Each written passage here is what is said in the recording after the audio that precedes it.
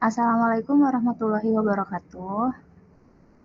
Kami di sini akan membuat video dokumentasi terkait tugas praktikum replikasi data dengan MySQL Master Slave. Sebelumnya, saya sendiri Jujunani dan dua teman saya, Niko Agestilita serta Aditya Putra Solahuddin. Oke, terima kasih Juju. Sekarang saya akan menjelaskan langkah-langkah dan tugas praktikum replikasi data MySQL Master Slave. Yang pertama, persiapkan lingkungannya. Mempersiapkan Docker Compose untuk MySQL Master dan Slave. Yang pertama, buat file Docker, membuat mkdir MySQL Replication. Setelah itu masuk ke dalam foldernya. Setelah itu membuka di Notepad untuk Docker Compose YML. Nah, setelah membuka Notepad-nya, memasukkan yang ada di kiri bawah itu ada namanya untuk menambahkan root, terus tinggal di copy aja, nanti tinggal di paste. Setelah itu di dir dicek apakah sudah ada foldernya, filenya masuk ke di dalam folder tersebut. Nah, jadinya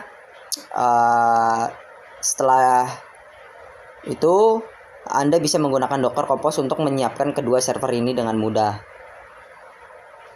Nah, setelah lanjut lagi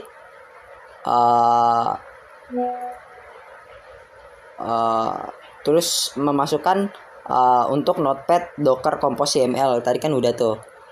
Nah, lanjut lagi ke Notepad init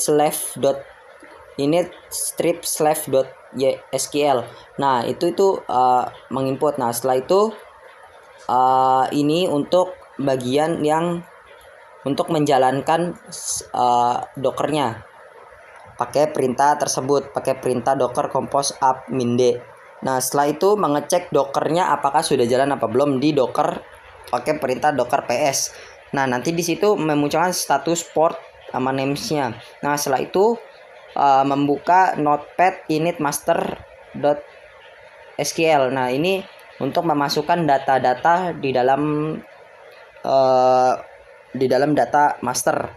Nah, setelah itu di mkdir apakah sudah masuk datanya dengan lengkap, file-file yang kita butuhkan seperti init master slave.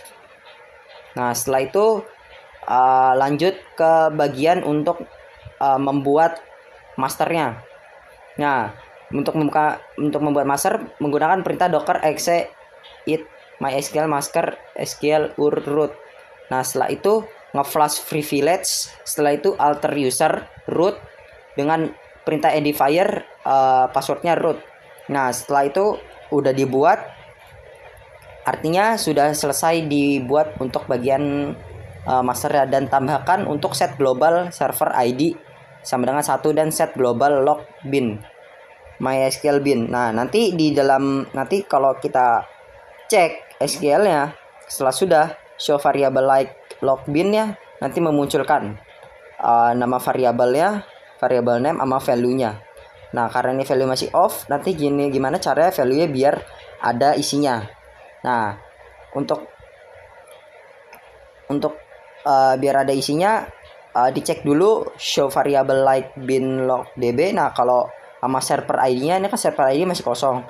Nah, nanti kita masukkan yang pertama nge-flash privilege dulu, terus nge-create replicator, terus identifier by replica password, ini untuk passwordnya. Nah, setelah itu nge-grant replication slave on to replicator.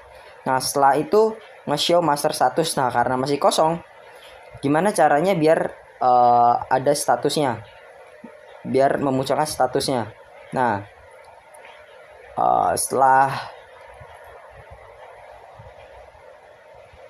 itu memunculkan statusnya pakai show master status. Nanti memunculkan MySQL bin untuk filenya 0001, positionnya sama logbinnya masih logbin do db sama yang lain-lainnya.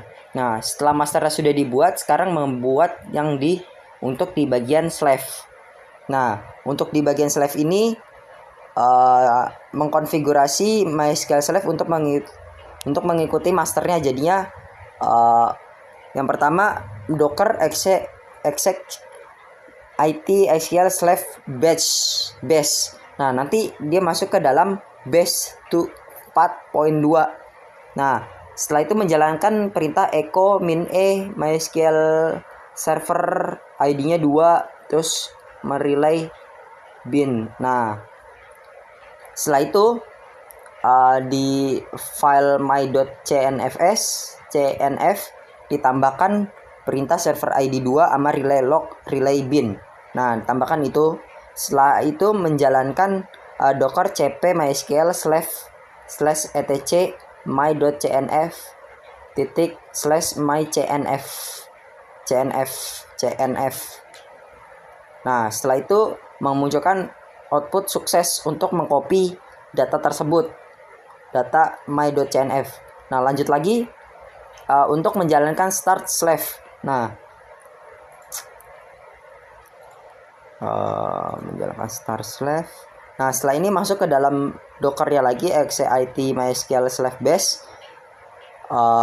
Terus menjalankan mysql min u root min prod. Nah, setelah itu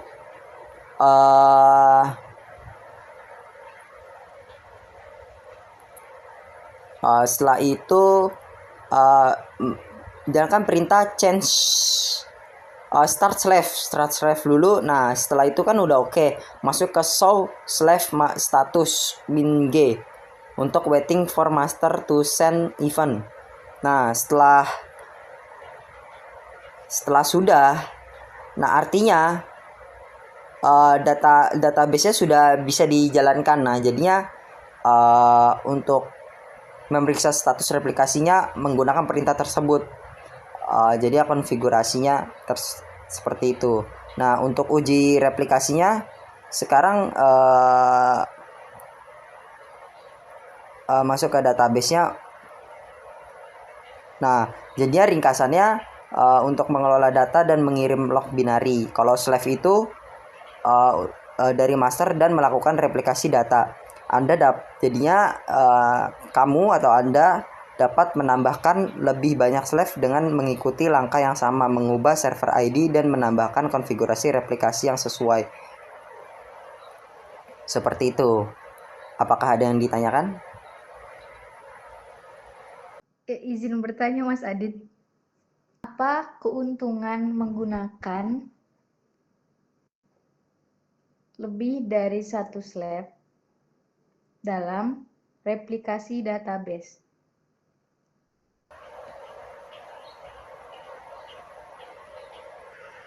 Oke, untuk pertanyaan tersebut, terutama untuk sistem berskala besar atau yang membutuhkan keandalan tinggi, yang pertama itu ketersediaan tinggi. Jadinya jika salah satu slash gagal atau down, slash lain masih bisa melayani permintaan pembacaan data, sehingga sistem tersebut tetap berjalan tanpa gangguan. Terus yang kedua itu pemerataan beban. Pemerataan beban itu seperti menangani query baca select, sementara master fokus pada query tulis, insert, update, delete. Dengan banyak slash, beban baca bisa dibagi rata. Terus ada backup tanpa mengganggu master. Jadi ya slash digunakan untuk melakukan backup database tanpa mengganggu performa dan kinerja master. Oke Mas Adit, terima kasih. Oke, siap. Terima kasih.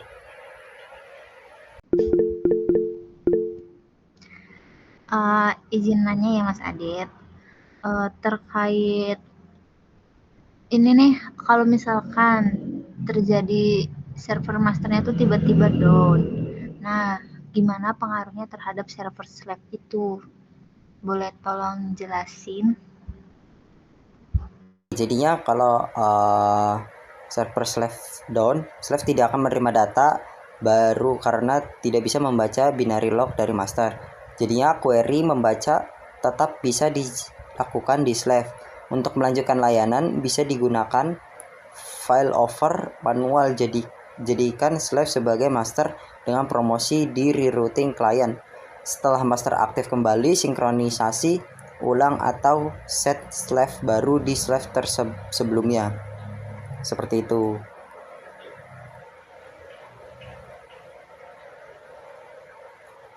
Ya, sudah cukup. Terima kasih. Oke, izin Apakah bertanya ada kembali pertanyaan Mas lagi? Adit.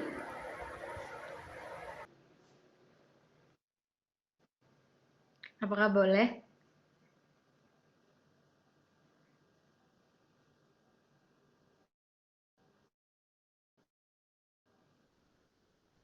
Izin bertanya. Sebentar. Kenapa dalam replikasi database sebaiknya query pembacaan data read lebih baik diarahkan ke server slave bukan ke master?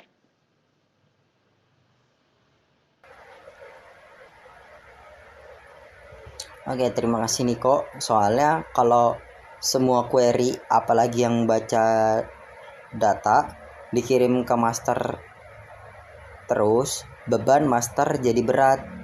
Padahal master juga harus fokus buat handle penulisan data, insert, update, delete. Nah, kalau query baca dipindah ke slave kerja master jadi lebih ringan dan performa sistem lebih stabil. Seperti itu. Apakah jelas Niko? Iya Mas Adit, saya rasa cukup. Oke, itu aja mungkin. Kalau apakah ada pertanyaan lagi? Jika tidak ada, kita udahkan dulu untuk dokumentasi dan langkah-langkah dari untuk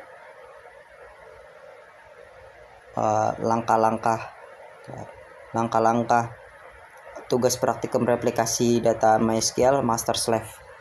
Selebihnya mohon maaf jika ada kesalahan. Wabila taufik wal hidayah. Wassalamualaikum warahmatullahi wabarakatuh.